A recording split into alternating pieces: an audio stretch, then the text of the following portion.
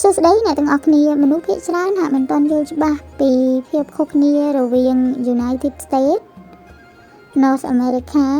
និងពាក្យថា America នៅឡើយ United States ឬ USA វាត្រូវបានមកពីពាក្យកាត់ថា United States of America ហើយវាគឺជាប្រទេសមួយដែលស្ថិតនៅអន្តរគោលខាងលិចនៃផែនទីរបស់យើងរីឯពាក្យថា North America វាគឺជាទ្វីបដែលទ្វីបមួយនេះ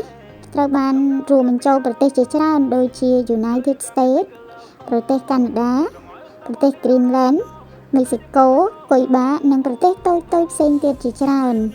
តែអ្វីដែលច្រឡំច្រើនជាងនឹងគឺពាក្យថា America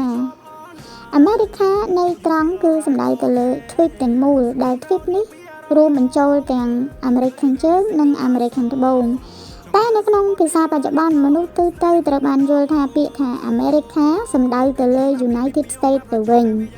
ចឹងបន្ទាប់ពីអ្នកទាំងអស់គ្នាមើលវីដេអូនេះសង្ឃឹមថាអ្នកទាំងអស់គ្នានឹងប្រើពាក្យនីមួយៗត្រឹមត្រូវឡើង